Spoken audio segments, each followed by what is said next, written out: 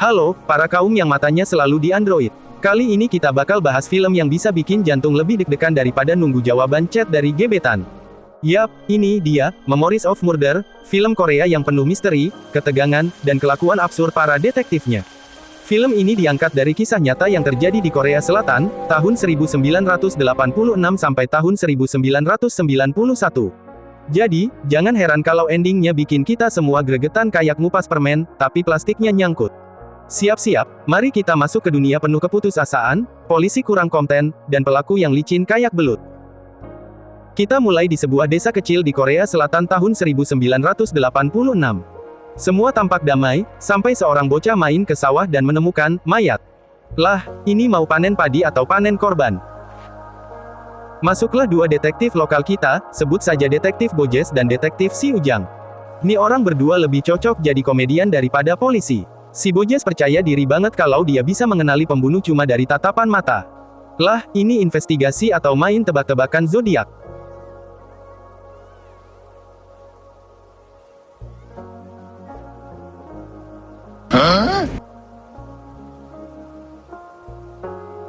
Sementara itu, si Ujang, yang mukanya mirip preman terminal, lebih suka metode interogasi brutal, pokoknya tersangka dipukulin dulu, urusan benar atau salah belakangan.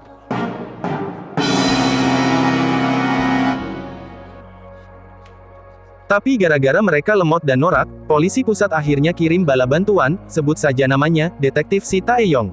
Kayak pernah dengar? Nih orang, dari kota yang pinter dan logis. Begitu lihat cara kerja detektif kampung ini, ekspresinya langsung kayak mahasiswa baru pertama kali dapat tugas 20 halaman.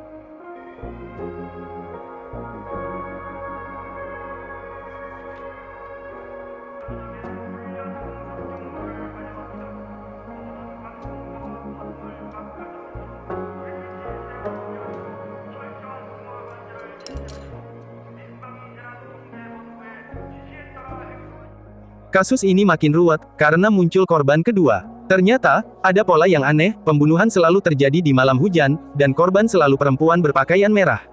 Detektif Bojes, langsung sok-sokan bikin teori konspirasi. Tapi ya, teori doang, buktinya, nihil. 아이고 씨, 이 새끼는 이제 나왔다. 아이고 씨. 아니 전화를 언제? 뭔 사진을 들여다보고 있. Di tengah kekacauan ini, mereka nangkep satu orang, yang rada-rada gesrek, sebut saja namanya, si Bombo, seorang pria yang mirip bocah hilang di mal. Nih orang sering kelihatan di TKP dan kelakuannya emang mencurigakan, tapi pas ditanya kenapa dia di situ, jawabannya malah ngelantur.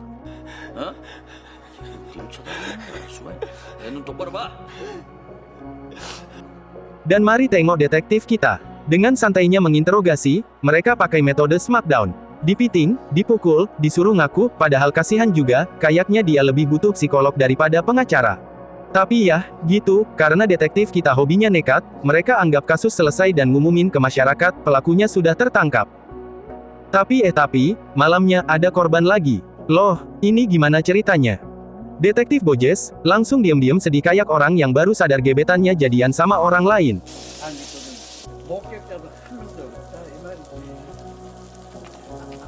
Karena metode preman kampung udah jelas nggak berhasil, detektif Si Taeyong mulai nyelidikin lebih dalam.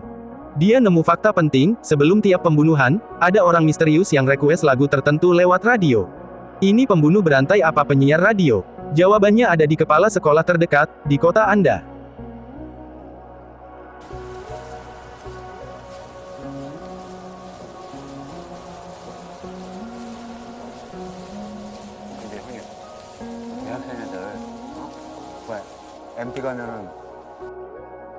Lalu, mereka nemu tersangka baru, seorang cowok culun yang kerja kantoran dan punya surat dari luar negeri. Nih orang kelihatan banget kayak pelaku, ekspresinya penuh rahasia. Tapi, lagi-lagi nggak ada bukti kuat. Jadi, mau gimana? Ditonjok lagi. Si Taeyong makin stres. Bojes makin frustasi. Dan si Ujang, ya, masih sibuk mukulin orang.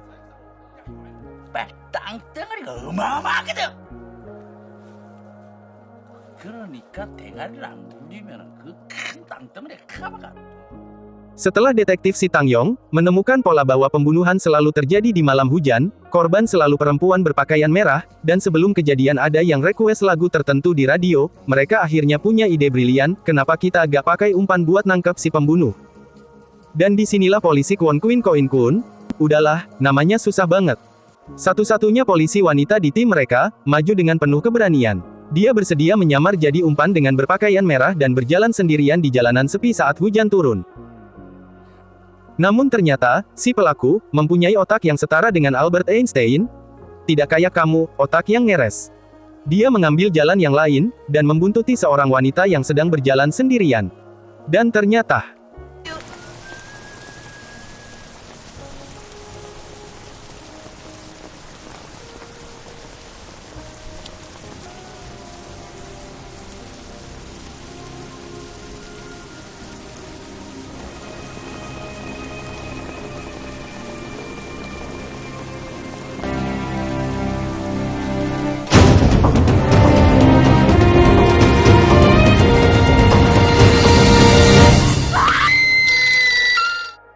pagi harinya, penduduk desa menemukan mayat si gadis di ladang. Tangannya terikat dengan pakaiannya sendiri, kakinya kotor karena berusaha melawan. Detektif Si Tangyong dan Bojes langsung ke TKP. Mereka menatap tubuh korban dengan wajah pucat. Si Tangyong menggenggam tangannya erat. Kita gagal lagi. Bojes, yang biasanya percaya diri, kini hanya bisa melihat ke tanah dengan penuh penyesalan. Kasus ini makin terasa mustahil untuk dipecahkan. Scene berlanjut pada kejar-kejaran kepada orang yang diduga pelaku, karena saat malam, ketiga detektif memergokinya sedang melakukan hal yang aneh, yaitu onani, dengan menggunakan pakaian dalam wanita. Bullshit.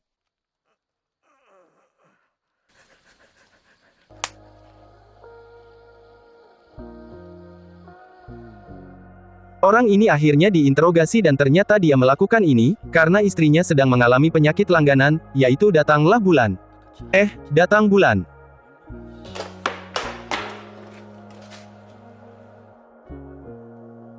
Scene berlanjut, detektif Shin Tangyong menemui seorang wanita, yang dimana wanita ini adalah salah satu korban pelaku yang berhasil lolos. Wanita ini adalah wanita biasa yang hidup di gunung dan bukan wanita karir. 그게 언제죠?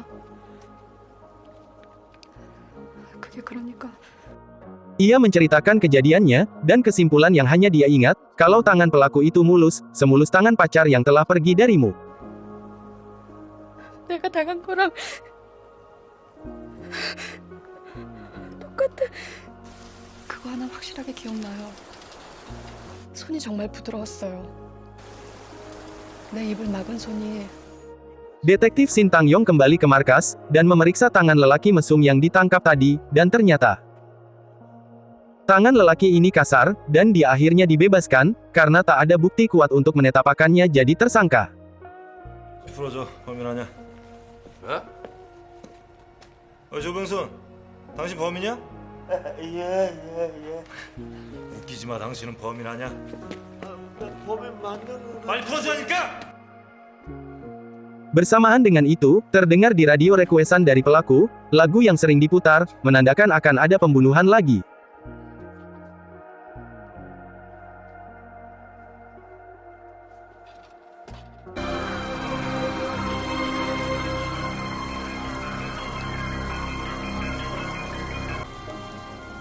Dan benar saja, keesokan paginya ditemukanlah mayat seorang wanita, yang kondisinya sudah sangat tidak berperi kemanusiaan, yang sangat-sangat membuat hati menjadi luluh.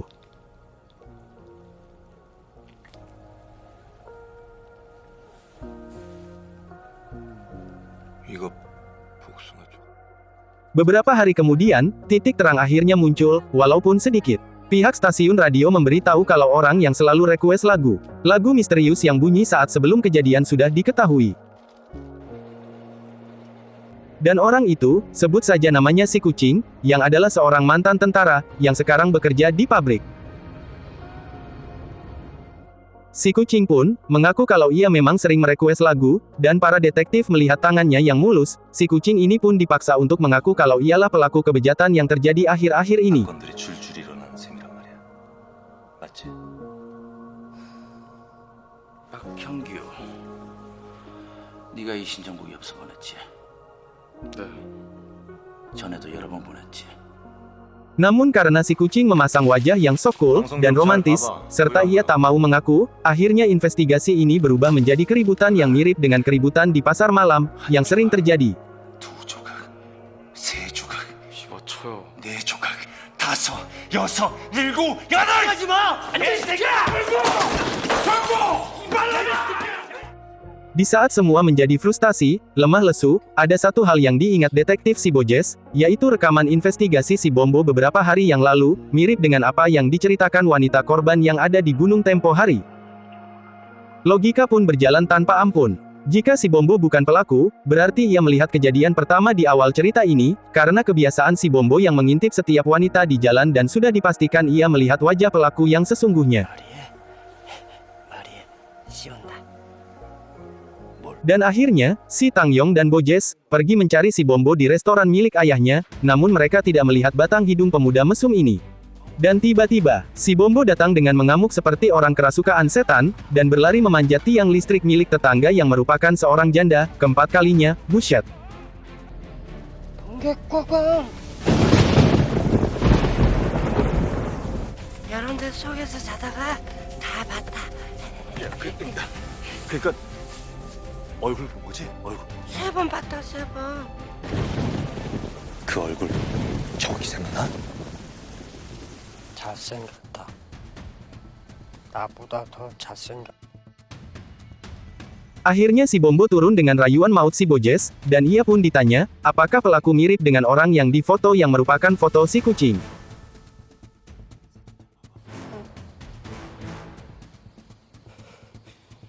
불이 얼마나 뜨거운지 알아? 사진 똑바로 봐, 이 새끼야! 불이 얼마나 뜨거운데? 뜨거. 사진을 보라니까. Akan tetapi, saat si Bombo akan berkata sesuatu, yang mungkin saja petunjuk, keluarga dan para tetangganya, datang berlarian akan menyelamatkannya dari detektif. Namun naas pun terjadi, si Bombo gugur dengan terpaksa, namun bukan di medan perang.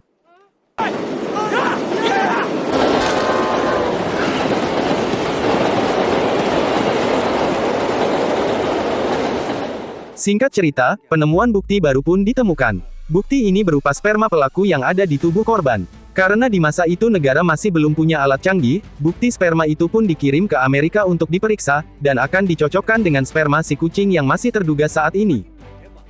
Karena masih dianggap belum bersalah, si kucing pun dibebaskan untuk sementara waktu, namun detektif Shin Tangyong masih tetap mengawasinya dari jauh.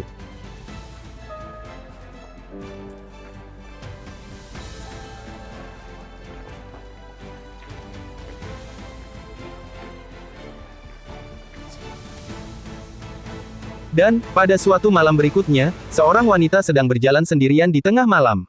Dan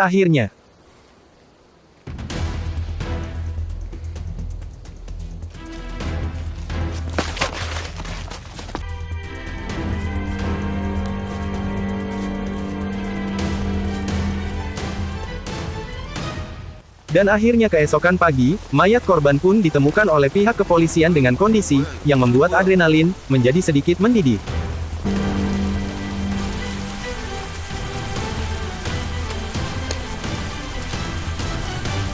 Saking frustasinya, detektif si Tangyong sampai naik pitam. Dia mencari dan ngebawa si kucing, yang menurutnya dialah tersangka utamanya ke terowongan, dan nyaris nembak dia. Tapi di detik-detik terakhir, hasil tes sampel sperma akhirnya keluar dan bukan dia pelakunya.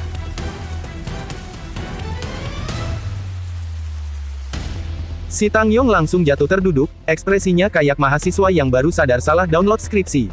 Detektif Bojes juga bengong, dan yang paling ngeselin, pelakunya tetap gak ketangkep.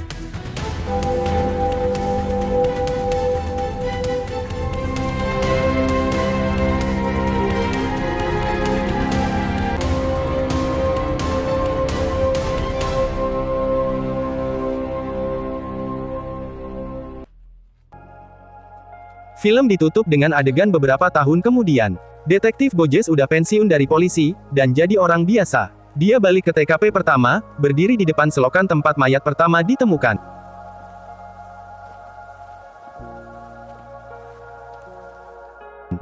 Tiba-tiba, seorang anak kecil lewat dan bilang, tadi ada orang datang ke sini, dia bilang dulu dia pernah ke tempat ini juga. Detektif Bojes langsung panik. Dia nanya, kayak gimana orangnya? Si bocah jawab polos, biasa aja. Dan di sini, Detektif Bojes ngeliat ke kamera, ekspresinya penuh dengan kesadaran, pembunuhnya mungkin ada di antara kita. Gimana, para kaum rebahan? Udah gregetan, udah pengen banting cicilan. Memories of Murder bukan cuma film detektif biasa. Ini film yang bikin kita sadar betapa dunia ini kejam, dan betapa ending gantung itu lebih sakit daripada putus cinta. Kalau belum nonton, buruan tonton. Tapi siapin mental, karena ini bukan film buat yang suka ending bahagia. Ini film buat yang suka nyiksa diri sendiri dengan perasaan campur aduk. Sampai jumpa di ulasan film berikutnya. Ingat, jangan percaya sama orang yang mukanya biasa aja, bisa jadi dia pelakunya. Jangan lupa like dan komen, jika Anda tahu siapa pelakunya. Thank you.